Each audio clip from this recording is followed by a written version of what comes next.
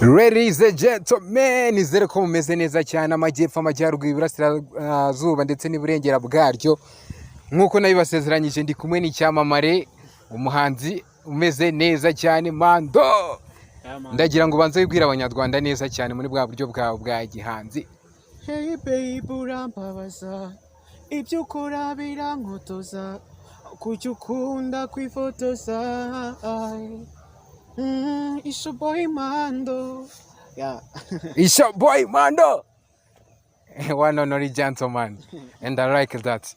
Ijwi ryawe ni ijwi ridasanzwe cyane by'umwihariko iyo ndirimbo ukomojeho uririmbo.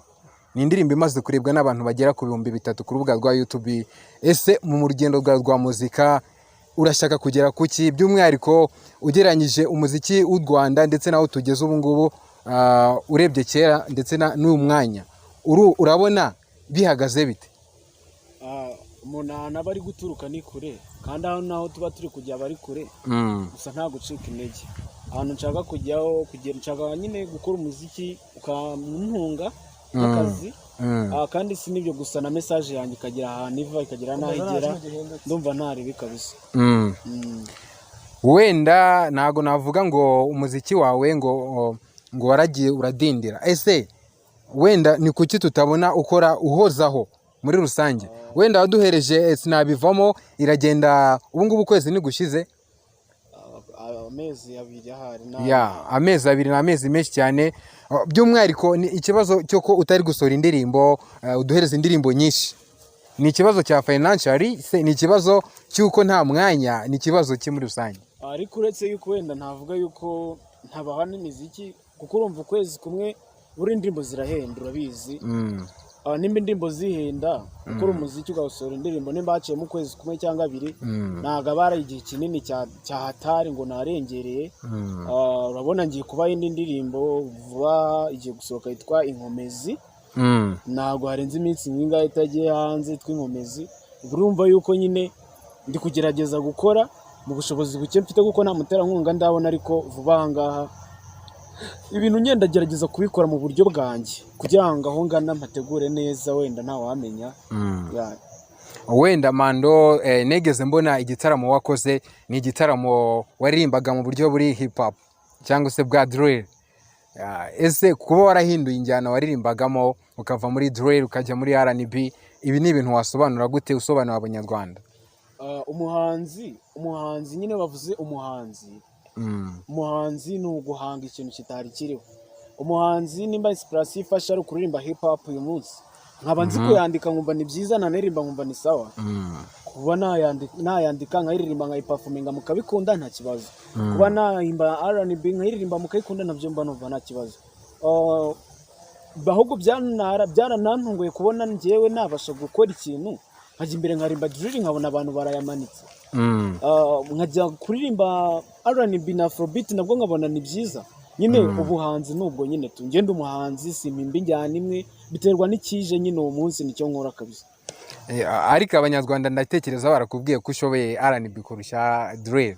Abanyarwanda ntago bambwiye ngo nkushoboye iki cyangwa niki.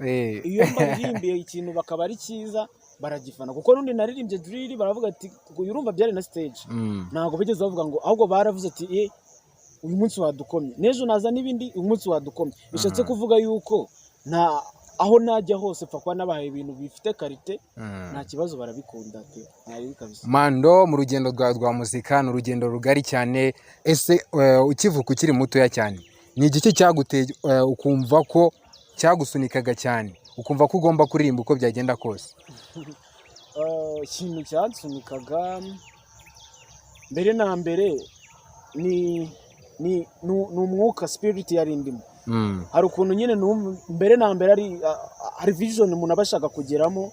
Noneho rero iyo utekereza yuko ibintu uri gukora ushaka kubigeza ahantu kure ukabona ahantu utarahagera bigusunika nyine kugira ngo ukore cyane ngo ujya ngo ugere aho hantu. Ikintu kinsunika mbere na mbere ni iyo spirit ndimo yuko numva nshaka kugera aho nshaka kugera. Ikindi cya kabiri nkaba numva ko message zanjye zigomba kugera ku banyarwanda nkuko mbyifuza. Nubwo tuba tukiri gutangira urugendo ariko nyine ndabizi igihe kizagera ibintu bigende neza kabisa. Ngarutse wenda kuri comment nagiye nakira ku bantu bagiye bambaza tuzambarize Mando ku buzima bwawe, ese ufite umukunzi? Ese niba umufite koko urabona navuga ngo washaje? Nta bintu by'abakunzi, nta mukunzi mfite.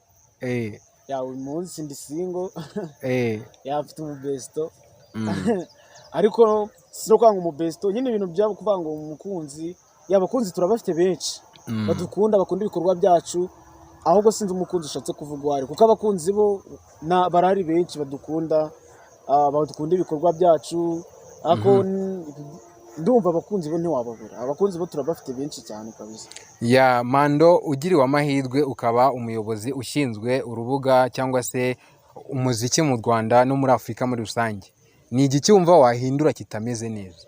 Ikintu nahindura mbere na mbere ibyo guhindura byo sinzi nimba byaba ari byinshi, gusa ikintu kimwe cyaba gihari ni ugufasha ahantu hashyira imbaraga, ni ugushyira imbaraga mu bantu bagifite impano zikiri hasi bagishaka kuzamuka, kuko nyine gufasha abagezeyo ntabwo naba nyiri kubikora, nagenda nkafasha n'abantu bari hasi gushaka uburyo bagera kure, kuko uruganda rw'umuziki ni runini. Ikindi cya kabiri ikintu wenda kindi cyahinduka ni ugushaka uburyo dukora n'ibindi bigo runaka bitera inkunga umuziki, kugira ngo umuziki ugere aho uva naho ugera kabisa. Waba warigeze wifuza gukorana n'umuhanzi ukomeye mu gihugu cy'u Rwanda? Aka kanya ntabwo ndabyifuza. Ni kubera iki? Ni uko nyine ntabwo igihe nshaka kuzageramo ngo nifuze gukorana nayo ntabwo kiragera. Hari ibyo nifuza kubanza kubaka, kugira ngo niyo n'amakorabo atazaba ngo niwe wafashije kuzamuka. Dukomparinga abahanzi benshi bagezweho cyangwa se bariho n'uyu munsi mu Rwanda, yaba Bruce Melody, yaba The Ben Benjamin himself, ku ruhare rwawe ugiye gukomparinga utagendeye wenda kuvuga ngo uyu muntu nuko mufana, uyu muntu nuko afite ibi ngibi, wumva ari nde muhanzi ukomeye mu Rwanda aka kanya? Umuhanzi uhari ni Bruce Melody, bitewe n'ibikorwa afite, birabimwemerera. Meddy yari uwa mbere, ariko kuko atakibirimo cyane asa nk'uwacitse intege, ariko Bruce Melody we bitewe n'imbaraga ashyiramo n'uburyo tumwumva cyane buri munsi, navuga ko ari we uyoboye, abandi bakaza nyuma. Wenda dusoza, ndagira ngo ukomoze ku ndirimbo yawe ugiye gusohora, indirimbo watubwiye ko ugiye gusohora ifite na video yayo, abanyarwanda wenda se bazanayisanga hehe, n'ibindi bintu uteganya wenda gukora, nimba ari n'ibitaramo watubwira kabisa? Ibintu byo birahari byo gukora. Mfite indirimbo yitwa Inkomezi ngiye gusohora ejo bundi, igiye kujya hanze. Ni indirimbo nziza y'urukundo, urabona twegereje n'iminsi ya Saint Valentin, ni ukugira ngo mpa abantu nyine kado. Nyuma yaho mfite iyindi yitwa Peloso nakoranye na Jonathan Seka n'umukobwa witwa Vanessa Sky, nazo izajya hanze mu kwa gatatu. Urumva yuko nyine ibikorwa byanjye ndi kugenda mbikora neza, kandi abizi bizatanga umusaruro. Nyine banyitege, bagende bumva gake gake, nyine ibintu bizagenda bicamo gake gake, nyine ibintu bizagenda bicamo kabisa. Wenda Mando, dusoza, ni nk'ubuhe butumwa wagenera abantu bakunda umuziki, by'umwihariko muzika nyarwanda, ndetse n'abanyeshuri cyangwa se abantu bose bakurikirana umuziki wo mu karere ka Huye? Ni ikihe gitekerezo wabaha muri rusange? Ikintu cyo nababwira, bakomeze baturebe, batwiteho, barebe indirimbo zacu. Channel yanjye yitwa Rider Music, wajya ukareba aho indirimbo zanjye n'ibikorwa byanjye. Mando ntaho mbarizwa. Ikintu nababwira, bakomeze bakundane, twubake umuryango nyarwanda ufite urukundo kandi wizerana. Ibindi byose Imana izagenda bidukorera gahoro gahoro kabisa. Mando, reka tugushimire neza cyane. Murakoze cyane. Reka mbashimire mwese rero mwakurikiranaga ikiganiro aha ngaha kuri Muge TV. Nari ndi kumwe n'umuhanzi umeze neza cyane, mwite muyoboke Mando Patrick, ameze neza cyane. Reka tubanire umunsi ku wundi, kandi subscribe kugira ngo tujye tubana. Ciao ciao.